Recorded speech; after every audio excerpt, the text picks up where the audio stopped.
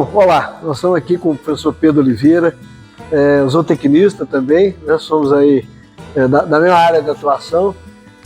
O professor é uma referência, né, na atividade de ovinos e caprinos, e a gente vai ter a oportunidade aqui de contar um pouco da história, né, dessa trajetória do professor Pedro ao longo da sua carreira profissional na ovinocultura e na caprinocultura, e ter aqui um pouco da sua visão, né, dentro da atividade, não só como técnico, né, na área dando assistência, acompanhando, fazendo a consultoria com os produtores, e também como professor, né, acadêmico, dentro de universidades, na formação de profissionais. Professor, obrigado por nos receber, pela oportunidade de estar aqui com a gente para contar um pouco disso.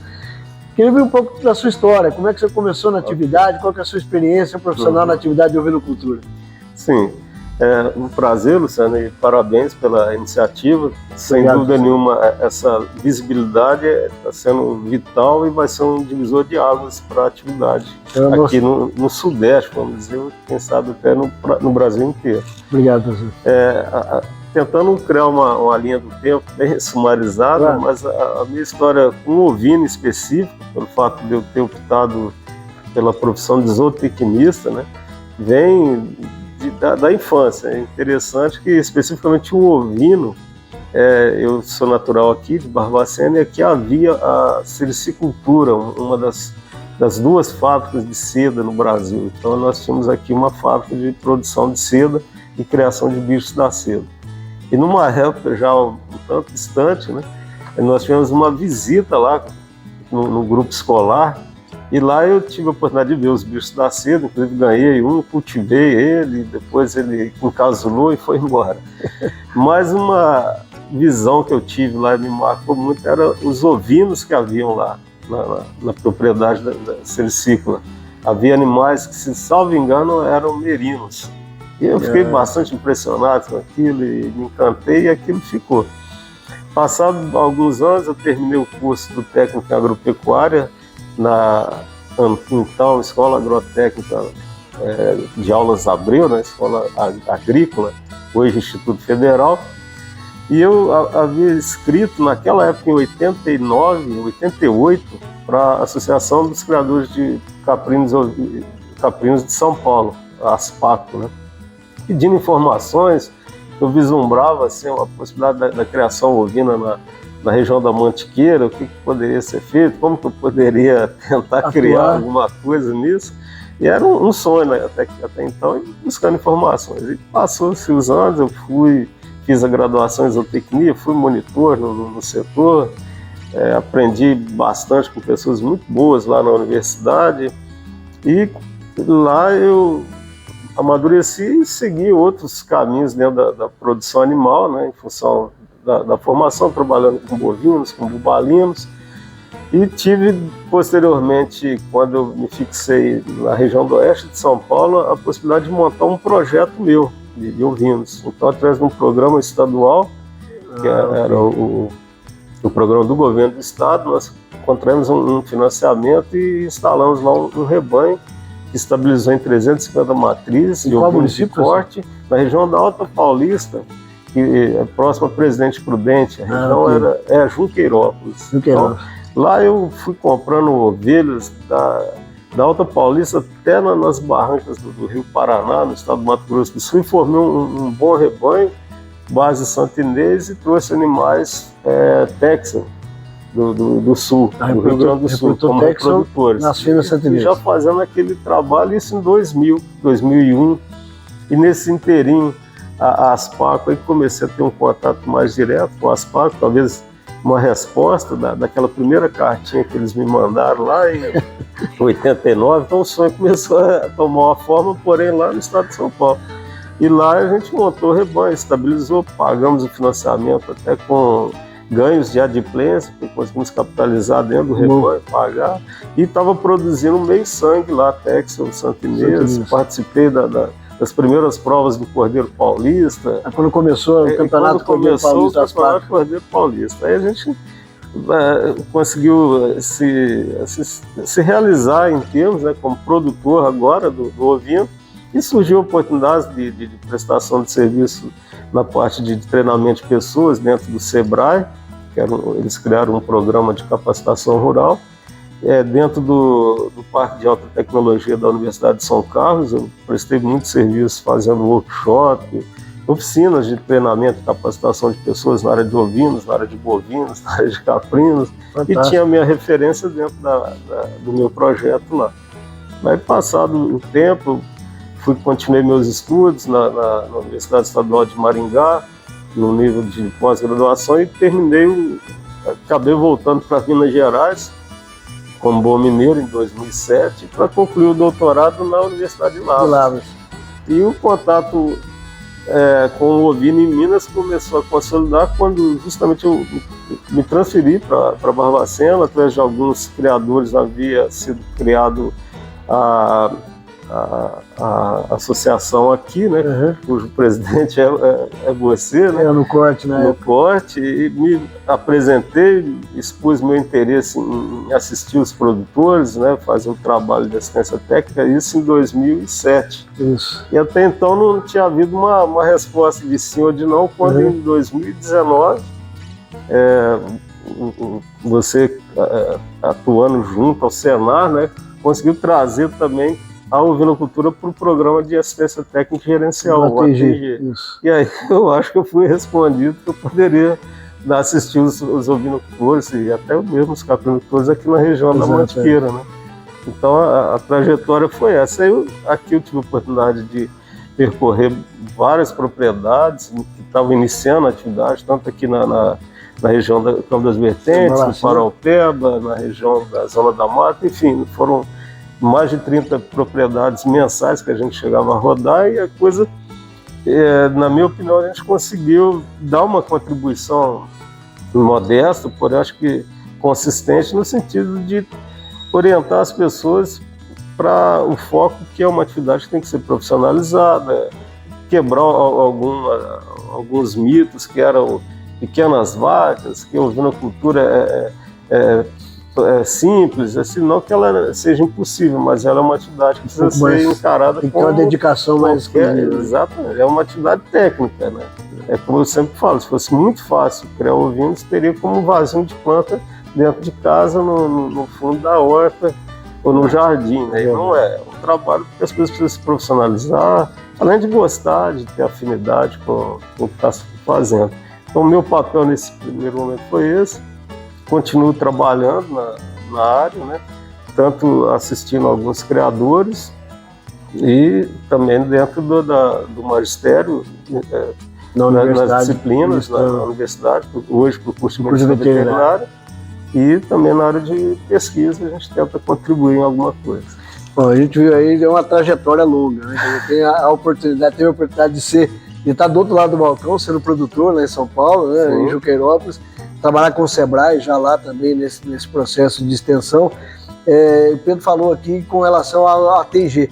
A ATG é Assistência Técnica e Gerencial do Senar, e nós tivemos a oportunidade aqui numa parceria com a Federação da Agricultura de Minas Gerais de criar o primeiro grupo de assistência técnica e gerencial. O Pedro, como zootecnista, foi o primeiro técnico da ovinocultura, né? Foi o primeiro grupo no estado de Minas Gerais e foi o primeiro profissional que atuou na assistência técnica e gerencial, né? Então nós desbravamos aí também, né? Já havia outras cadeias sendo assistidas pela ATG, e a ovinocultura, depois de muito trabalho, muita insistência junto à FAENG, a gente conseguiu, e o Pedro foi o primeiro técnico, né, a trabalhar na área. Professor, dentro dessa sua trajetória, dessa sua experiência, o que você vê do maior desafio, os maiores gargalos da atividade, na sua visão? Acima de tudo, Luciano, o que eu sempre falo com os criadores que eu tenho a oportunidade de assistir, falo com os acadêmicos que a gente pretende formar e que se formem e também atuem na área de ovinos e caprinos, é enxergar a atividade de forma técnica, profissional.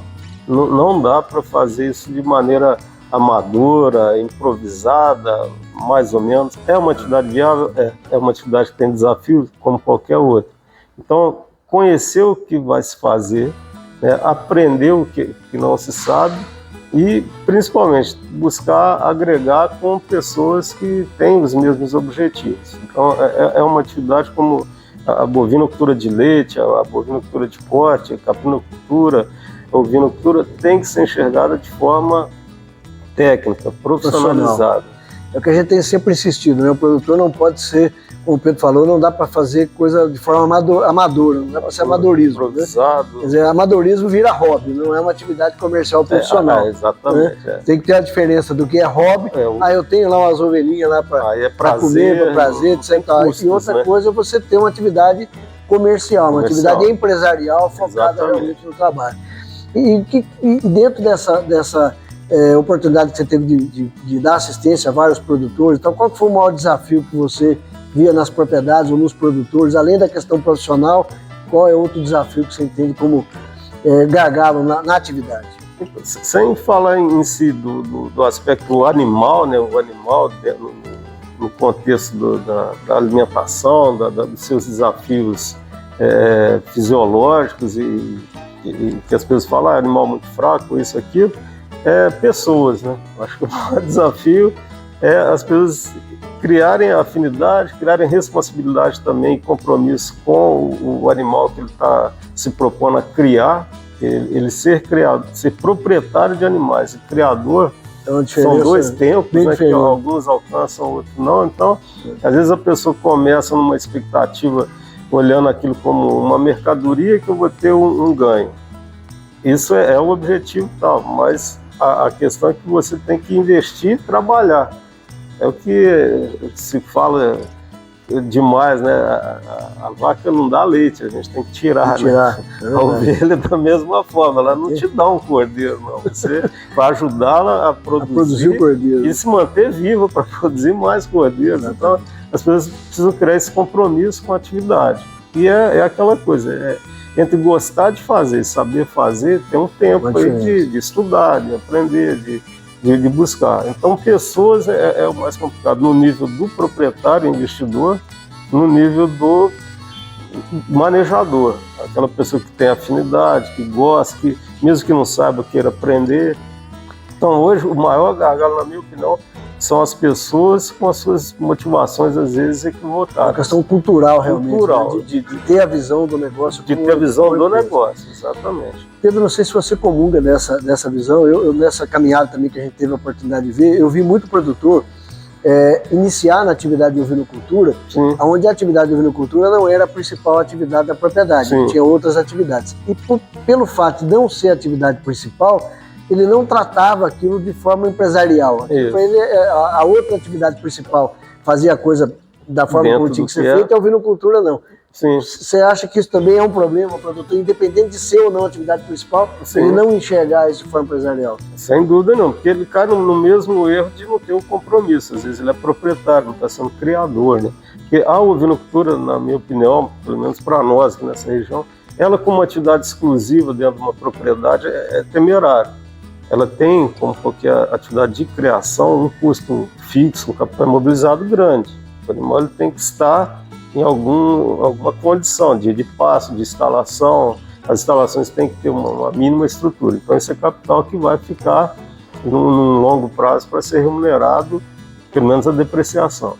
Então, se ele tem esses animais e não enxerga esses animais como um fator também de custo, ele já está pecando, porque ele está onerando a outra atividade, provavelmente. Aí eu imagino que o melhor caminho é integrar a atividade principal com suas sobras, os seus aproveitamentos lá na ovinocultura. E a coisa... E mesmo assim trabalhar a ovinocultura e a ovinocultura ela tem que atingir os índices, ela tem que atingir os objetivos, senão ela acaba sendo um fator de onerar a atividade principal. E falando em índice zootécnico, né? A gente como zootecnista, a gente sempre trabalha com aferição, número, não é tem dado. Que controlar, né? Saber para E a gente vê muita dificuldade no produtor de ter essa iniciativa de anotação, né? De não acompanhar os índices zootécnicos. Estou falando aí de taxa de fertilidade, de intervalo entre partos, peso ao nascimento, peso ao desmame, mortalidade, enfim, tem N índices zootécnicos para a gente trabalhar.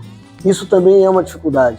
Sim, é que é a questão do compromisso, né? Porque como você vai administrar aquilo que você não conhece, aquilo que você não mediu, né? Esse compromisso tem que ser em tudo, né? Não só na atividade de ovinocultura, né? Quando diz respeito à gestão. Então, o programa TG foi muito feliz, eu achei, fiquei muito entusiasmado no início, porque a gente levava para o campo a possibilidade da assistência técnica, né, casada com assistência gerencial. Então, um programa muito robusto que o Senar propiciou para nós, para o criador, a custo zero, e não é muito barato esse tipo de tecnologia. Alguns valorizaram muito, outros não entenderam muito, né, o valor disso e negligenciaram, exatamente. Então, justamente, o foco era chegar na propriedade, levantar as informações, organizar essas informações no programa, e o programa gerando os relatórios. Então, a pessoa já começava a ter uma visão do que era o negócio dele, não do que ele achava que era o negócio dele. Então, realmente, a gestão, seja num programa robusto desse, ou até mesmo numa planilha escrita à mão, mas tem que ter essa informação. Tem que saber onde, usando o mineirês, onde eu estou, para onde eu vou. Onde vai. Senão, sem objetivo, não tem evolução, né, progresso. Não tem. Professor, eu sou especialista em nutrição. Sim. Não é isso? Como é que o senhor vê essa questão? Nós falamos aí, já dentro de outras visitas que nós fizemos, de sistema de produção. O produtor tem a opção de ter uma atividade extensiva, onde os animais estão 100% a pasto, semi-intensiva, parte dos animais a pasto, parte confinada, e o animal 100% estabulado num sistema intensivo. Falando desses três sistemas, aliado à nutrição, como é que você vê essa... existe uma dificuldade maior do produtor em planejar essa questão nutricional e definir o sistema de produção? O produtor consegue casar essas duas situações? Como é que o senhor tem visto isso? Nossa, 100%. A dificuldade está em... A nutrição, no caso, chega a representar 70% até 80% dos custos diretos de produzir um produto animal, que seja. Então já é difícil para custo todos. Alto. É um segmento alto. Representativo dentro do custo dos setores de custo que a gente tem. A alimentação é caríssima. Então não é para brincar com a nutrição.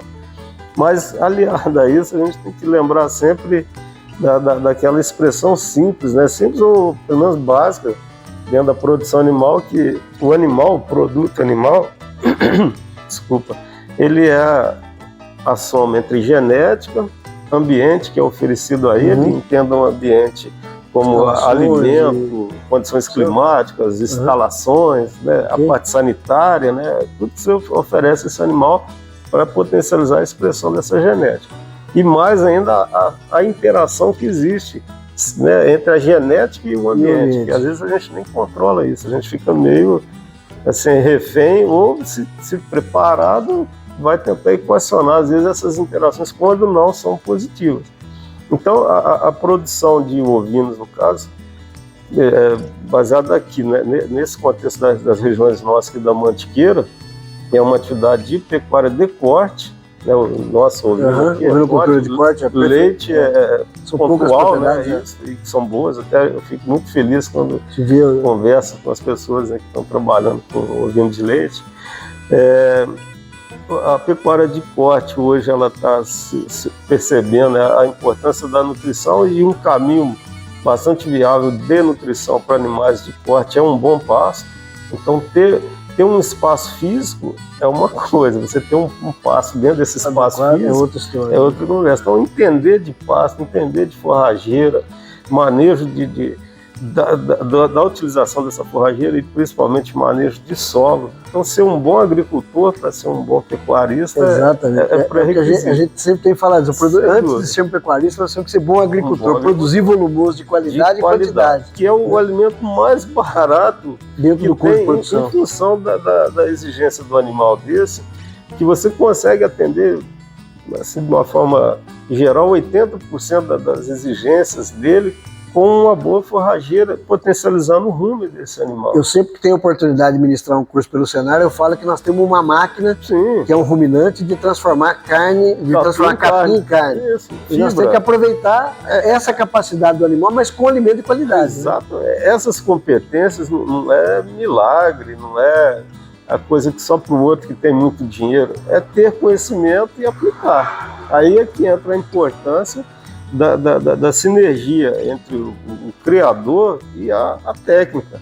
Ou ele busca isso, ou ele contrata, terceiriza, é o melhor investimento que Com tem, certeza. né, em potencializar, porque você está trabalhando no setor de custos que chega a 80% do custo de produção do produto. Então, só completando, aí a ovinocultura de corte, ela vai passar a maior parte do tempo dela em pasto. Algumas fases, em alguns momentos pontuais, vão ser semi-intensivas, no sentido de experimentação, vão ser intensivas, quando se eu optar por confinar um cordeiro, mas via de regra, o foco é pasto. É pasto, não deve ser você trazer a comida ao coxo para o animal o tempo todo, o ano inteiro. Não existe. Até porque o custo disso é muito alto. Aí a gente teria o exemplo aí da pecuária leiteira intensiva, onde você tem o freestyle composto bar. As vacas estão ali para produzir leite, mas tem todo o ambiente bem... Uma estrutura... E são animais exigidos genética. Tem genética para ser responder. Não, e cabe dentro do custo, né? Cabe dentro do custo, na situação no volume, numa escala, todo um planejamento. Animal de alta mas produção, há um outro modelo, que é uma pecuária pasto. Leite, isso que é bastante mais elaborado do que o corte, nesse sentido aí. E na ovinocultura de corte, tentar fazer uma ovinocultura intensiva com animais cujo ambiente não está adequado e principalmente às vezes nem tem a genética adequada para responder esse investimento. Esse foi um dos mitos, né, que no início do trabalho no ATG a gente tentou e acho que conseguiu sim quebrar, que não é gastar demais, é investir corretamente os recursos na proporção da genética, enfim. Como o senhor falou, aliás, genética e ambiente. Né?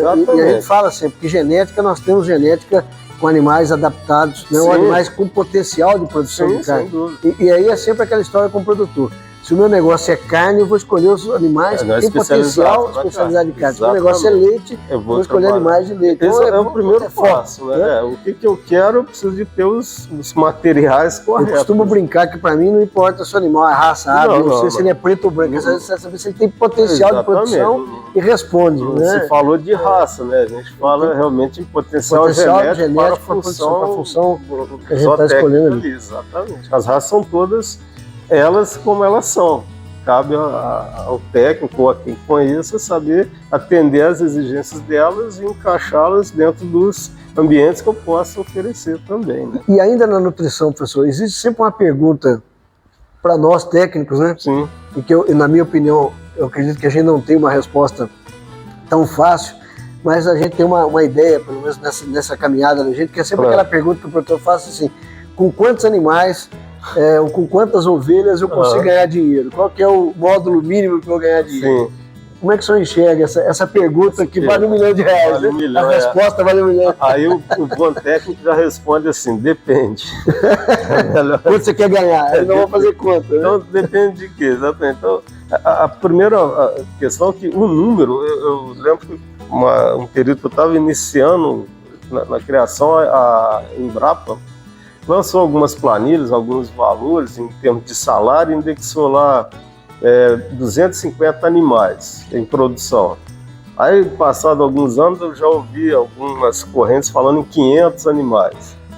Aí, o que eu penso, vivendo as realidades que a gente tem vivido, é que, em primeiro lugar, antes de número, é qualidade desses animais. Aí, volto naquela expressão.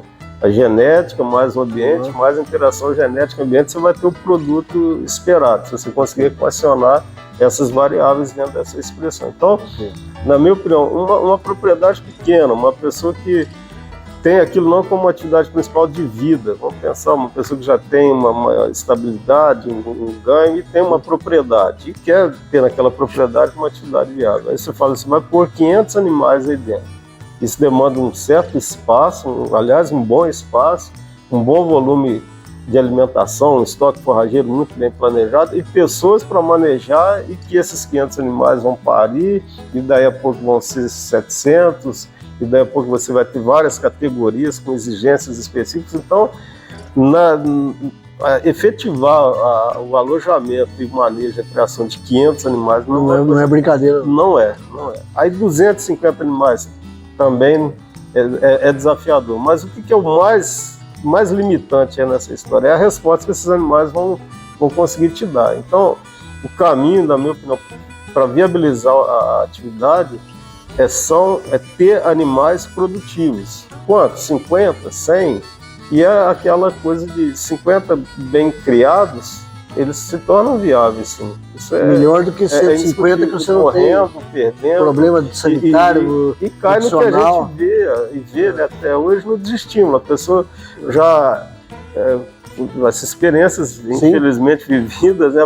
A gente vai conversar com a pessoa, não, eu quero produzir carne de qualidade, então meu plano aqui é ter 800 matrizes e tal. Aí você começa a olhar, mas o que você tem? Eu tenho uma capineira ali, um pouco de cana, não sei o quê. E a área física mesmo para esses animais não tem. Então, eles são coisas irreais, porque a pessoa senta no escritório e equaciona lá a relação de investimento com o retorno do preço do cordeiro, mas nesse processo tem uma interface aí que é o animal viver, parir, desmamar, entregar um cordeiro e dar outro cio. Ele vai precisar comer, ele vai precisar ter um manejo sanitário, vai precisar ter gente para fazer todo um trabalho de limpeza, de condução desses animais. Então, essas realidades de número aí, eu acho que está muito no campo da ideia, do planejamento. E muitas vezes a gente tem aqui, isso a gente vê muito acontecer com o produtor, que primeiro compra o animal, depois você vai fazer o resto. Exatamente. Né? Então ele não sabe se come, quanto come, se tem doença, a mão de obra que precisa, quantos metros quadrados de instalação por animal. Quer dizer, então, não planeja, né? Compra o animal primeiro e depois começa. São dados da profissão. Então mostra que isso é uma atividade profissional. Não é uma atividade que você assiste um tutorial, que você ouve a experiência, às vezes, de alguém que quer te vender o produto. É uma experiência um tanto quanto assim, suspeita, né? Exato. Não desqualificar ninguém que vende as coisas mais tranquilas, que às vezes falam, não, é muito simples, muito fácil, come pouco. Um animal come pouco em relação a quem? É um bovino de 500 quilos? Realmente, come pouco, mas ele precisa comer. Ele precisa comer todo dia, 365 dias do ano. Exatamente. Aí multiplica esse um animal pelas 800 animais pretendidos. Você quer ter. Então já você tem um volume grande de alimento a ser fornecido por dia. Então as coisas precisam ser entendidas como elas são, né? Eu quero produzir, eu preciso de uma escala e eu preciso de uma estrutura para isso acontecer. E aí, falando em pergunta mágica, né? Sim, pergunta para resposta mágica. A resposta não aí sempre tem também o produtor que pergunta assim, em 1 hectare eu coloco quantas ovelhas? Né? Aí a resposta imediata é aquela, o que tem nesse 1 hectare? Qual pasto? Exatamente. Trata pasto como cultura ou é extrativista de pasto? Porque se tem lá pissarra, cascalho, joá, rabo de burro, é bom não pôr nem um animal ali. Eu aconselho não pôr eles ali. E se não tiver sombra, então é melhor passar com ele por ali. Então, 1 hectare bem formado, produzindo, fértil, né? Você consegue, tem modelos que a gente trabalha lá de 2 ovelhas, né? Para não falar em unidades animais, a 12 ovelhas média ano, consegue. 20 ovelhas, consegue. Lembrando que o pasto, a forrageira tropical, ela também não é milagrosa, né? Ela também é um ente que tem o seu ciclo. Ela vai crescer quando tem água, quando tem temperatura, quando tem luz. Que é exatamente agora, da primavera então, agora até final do verão. Depois, ela, por si só, entra num período que ela paralisa o crescimento. E aí a sua obrigação é prover ela de nutrientes para ela armazenar seco do ano. Exatamente energia, nutrientes no seu sistema radicular, para quando for propício para ela novamente na primavera, ela rebrotar fortemente. E aí nesse intervalo o animal precisa comer. E aí? Então cadê esse 1 hectare? Cadê os 20 ovelhas no hectare? Não vai dar para ter, né? Aí as alternativas existem. Inclusive abrindo já um parênteses, talvez adiantando, eu trabalho hoje numa linha de pesquisa com a Embrapa Trigo, uma parceria voluntária entre nós e com apoio enorme da Universidade de São João del Rei e a Unipac de Lafayette, com forrageiras de inverno, que são propostas estudadas lá pela Embrapa no Sul, onde a gente tenta soluções, né, não milagres, soluções para esse vazio forrageiro nosso. No período do inverno. no trópico alto, né? Para uma região, no caso, a nossa região de altitude aqui. Então a gente vem estudando algumas coisas, depois a gente pode falar mais a respeito. Então não tem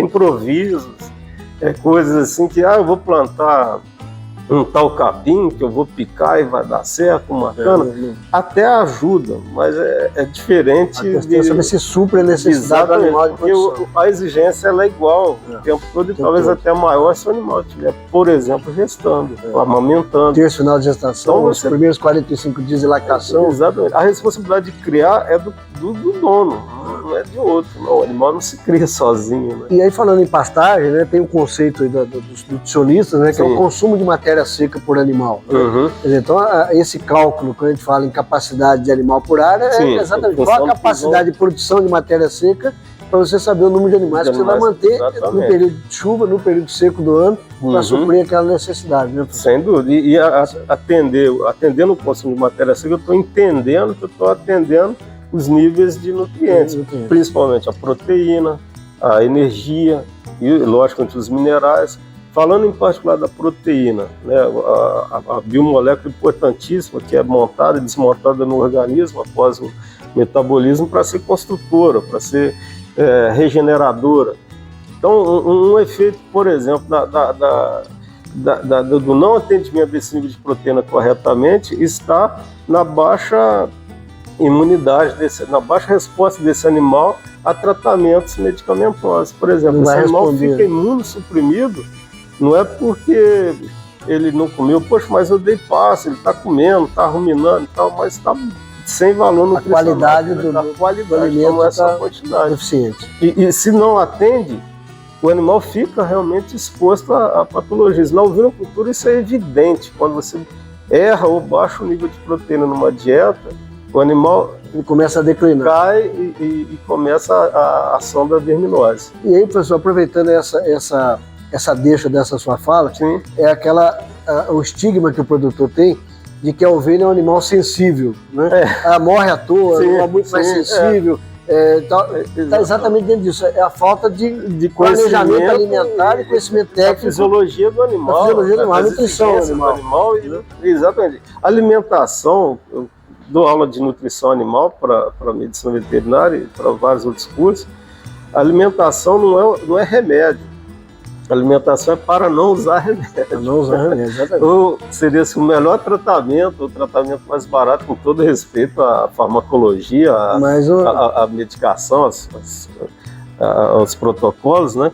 Mas um animal bem nutrido, né, guardado outros eventos como a interação genética ambiente lá, provavelmente ele não vai ser tão acometido por doenças, e se acometido por doenças, a resposta dele à medicação, aos tratamentos vai ser muito melhor, muito promissor, a evolução desse animal é muito mais efetiva.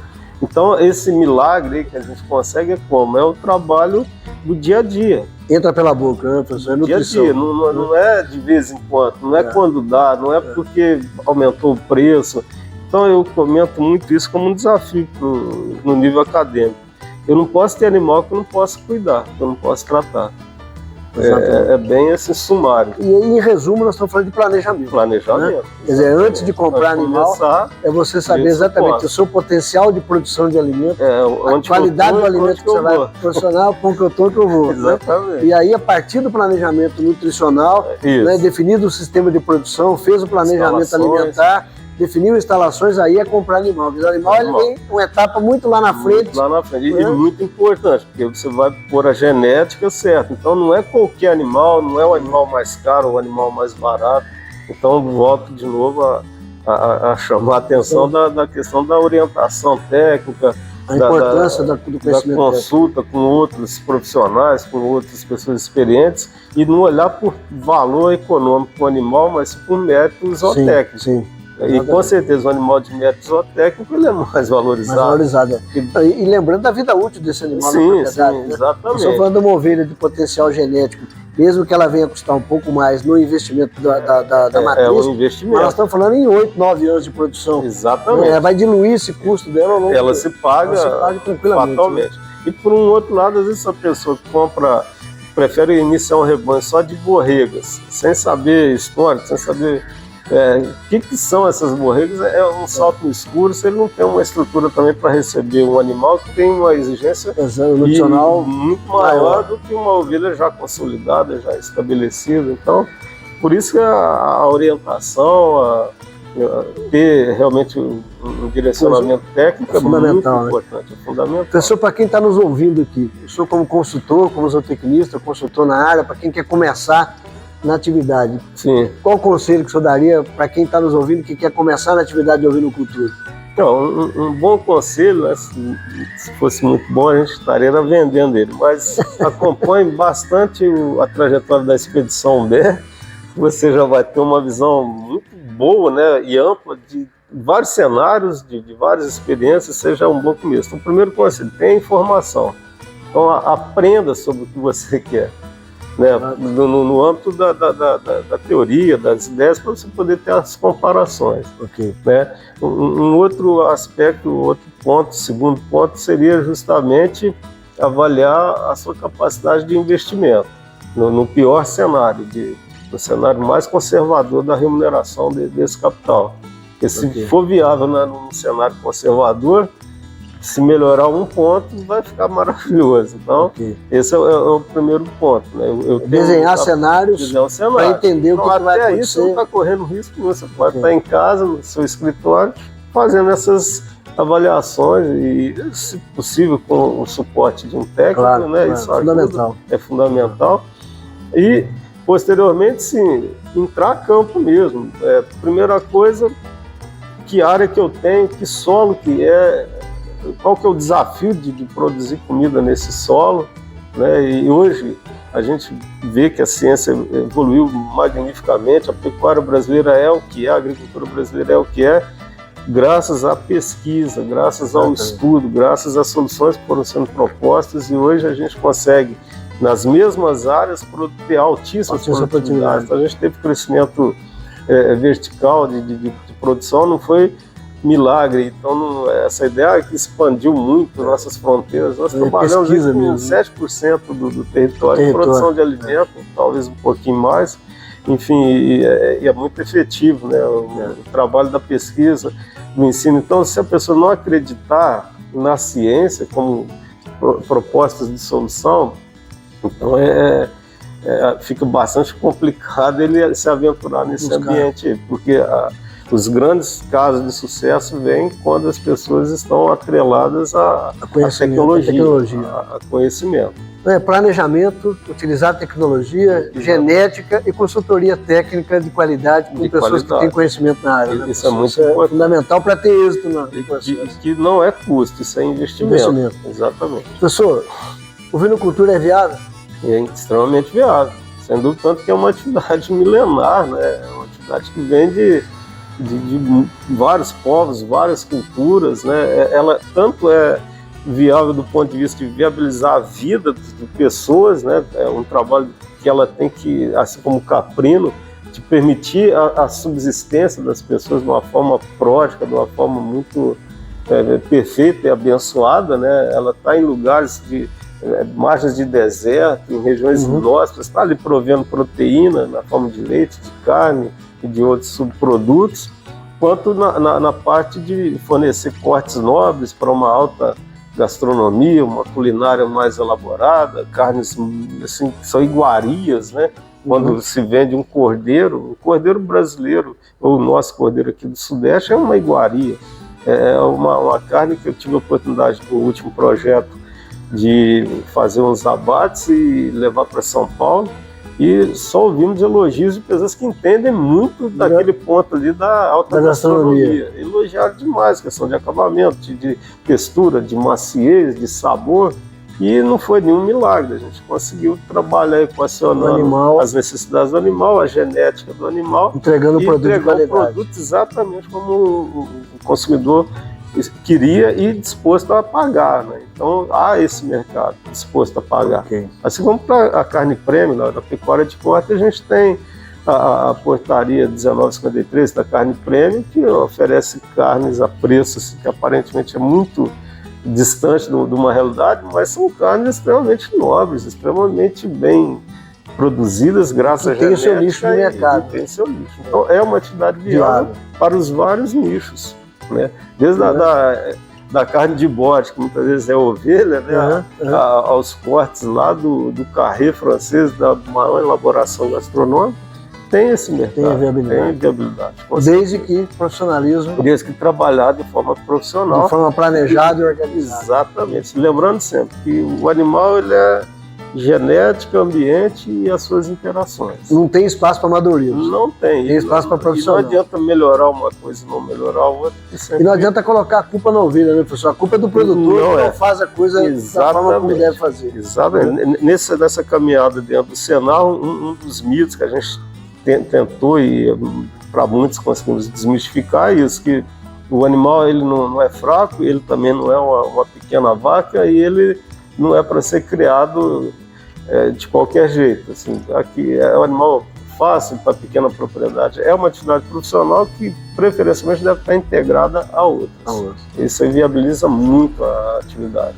Professor, mudando agora o outro viés dentro da sua área de atuação, a academia. Né? O senhor é professor universitário na formação de profissionais que estão aí, depois da sua formação acadêmica, indo a campo, né, para atuar nas suas diversas áreas. Como é que o senhor vê a atuação, né, ou a formação desse profissional para pequenos ruminantes, no caso aqui caprinos e ovinos? Como é que o senhor tem visto a contribuição da academia para esse cenário e como é que está esse mercado para o profissional que quer dedicar isso aí? Sem dúvida. Bom, dentro da grade curricular, alguns cursos contemplam uma carga horária maior, outros menores, né? Eu imagino que um profissional, para se formar um profissional a partir do curso de graduação, mesmo técnico, ele precisaria ter uma carga horária maior do que normalmente e atualmente é ofertado na maioria dos cursos, seja de medicina veterinária, seja de agronomia, seja de zootecnia. Ele vai ter que buscar se especializar um pouco mais. Exatamente, porque essas cadeiras são importantíssimas na graduação e as cargas horárias não são contempladas a tanto. Aí talvez naquele discurso de que economicamente não é uma atividade tão expressiva, mas aí fica aquela roda. E no campo há uma demanda muito grande por bons profissionais. E às vezes um profissional que tem um pouco mais de interesse, eu falo por mim, que eu fui monitor no setor de ovinos e caprinos na Universidade Federal de Lavras, que era a ESAL, na Escola Superior de Agricultura. Então era um setor bem incipiente, estava começando, e eu tive a oportunidade de ajudar ele a se ampliar um pouco lá, foi uma experiência muito bacana.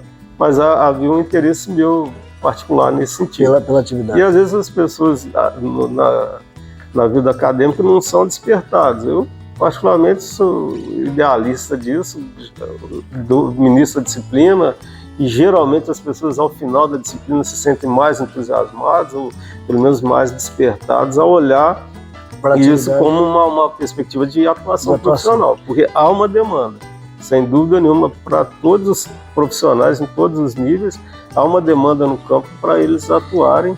E aí, falando dessa demanda, uma coisa que me chamou a atenção, quando eu fui escrever o projeto BEA Brasil, na Expedição BEA Brasil, nós começamos a fazer contato com os criadores aqui em Minas Gerais, que é onde a gente está começando o projeto, para marcar essa visita, essa rota que a gente vai fazer. Então. E aí me surpreendeu positivamente a quantidade de projetos, além do que a gente já conhecia nessa caminhada nossa do Senar, à medida que a gente foi fazendo contato, aparecendo diversos criadores em diversas regiões do estado. O que fica para a gente a visão de que a atividade está crescendo no estado.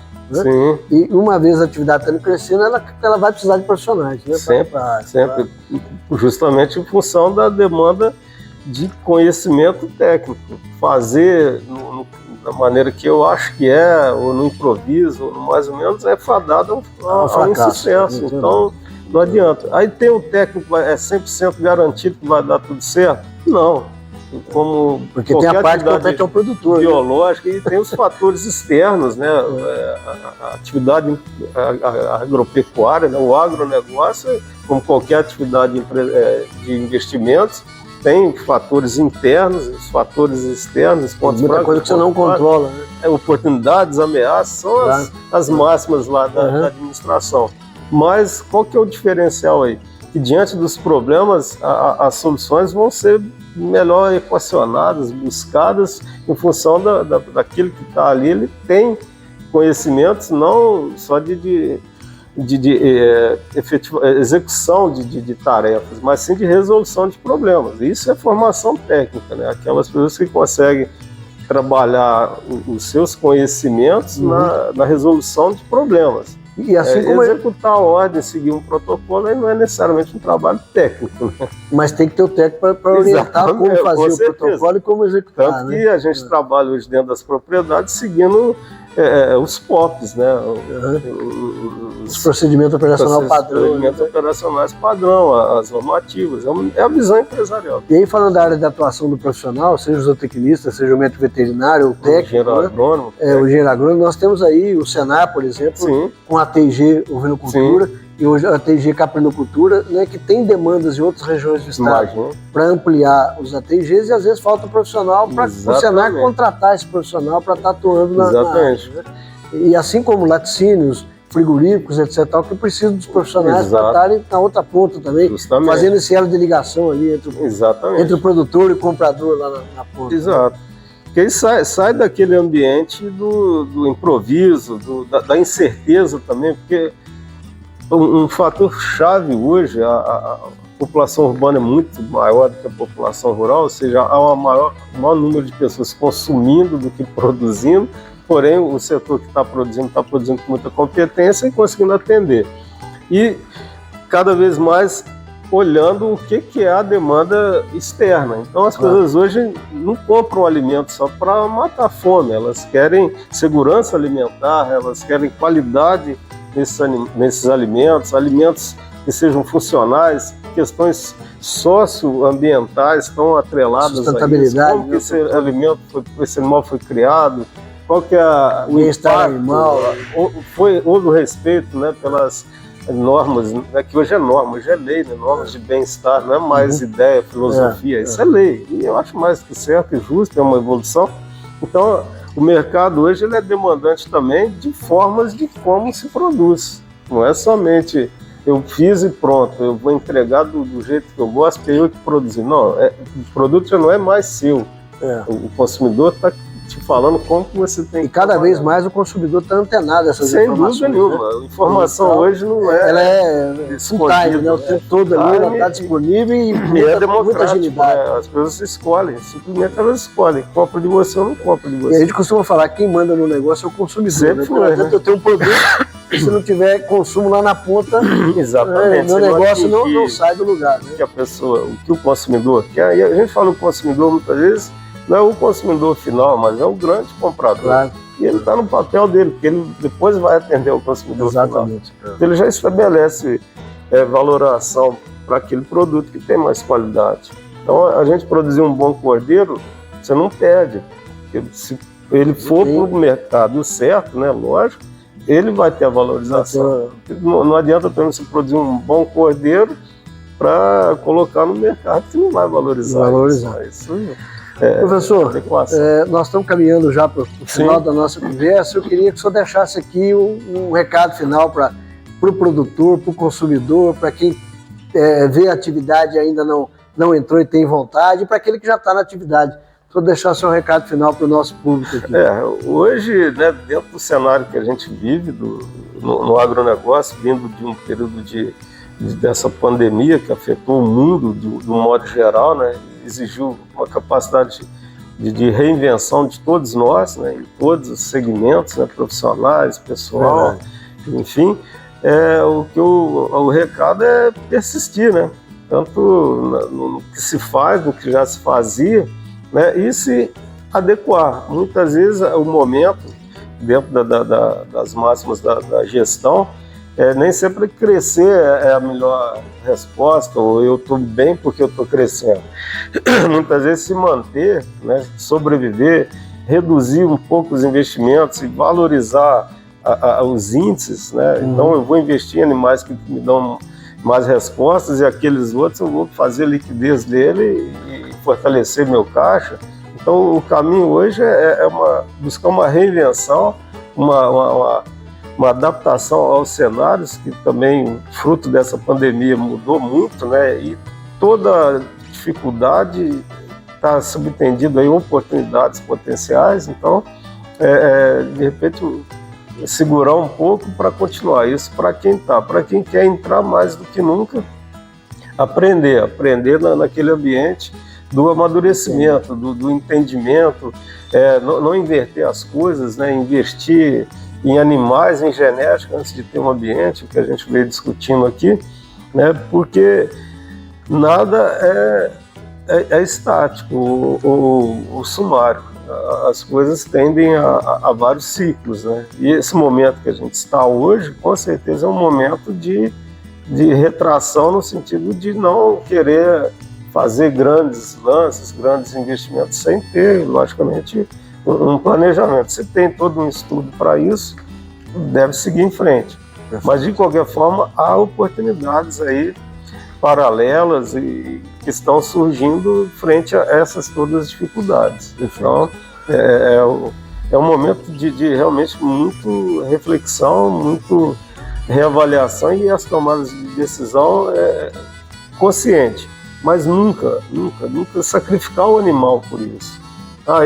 Aí se não há condição de cuidar desses animais, a solução é tirá-los da propriedade. Então. O animal é seu aliado, não seu concorrente. Ele não causou problema para você. Né? Ele está ali esperando buscando os seus cuidados. E com potencial para dar a resposta que for feito o investimento nele.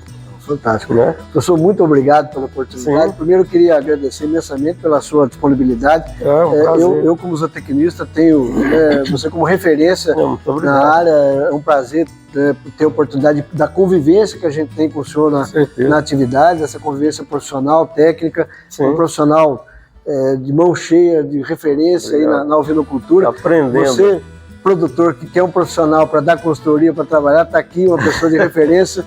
Fazendo aqui uma propaganda, mas é fundamental. É uma oportunidade. A gente tem profissionais que podem atuar e podem dar resposta. Obrigado, professor, por essa oportunidade. E a gente vai ter ainda no decorrer da Expedição BR Brasil a oportunidade de voltar a falar e ver esse trabalho que o senhor está fazendo lá com a Embrapa e a Universidade de São João del Rei, a Unipac. Vamos marcar de a gente estar indo lá para conhecer, para falar um pouco mais disso, com mais detalhes, né? Mas obrigado, professor. Foi um prazer. Um abraço, obrigado de estar com a gente aí. Ótimo. E a você que está nos acompanhando, se inscreva lá no canal do YouTube, nas páginas do Instagram e do Facebook e acompanhe a Expedição BR Brasil, que assuntos como esse e muitas outras informações e visita à propriedade você vai ter a oportunidade de acompanhar. Forte abraço, obrigado. Ok, eu agradeço e meus votos, né, de muito progresso, muita felicidade, né, muito sucesso aí nessa trajetória, nesse projeto, que com certeza vai contribuir, está contribuindo. É a nossa expectativa. Obrigado, professor. Ok.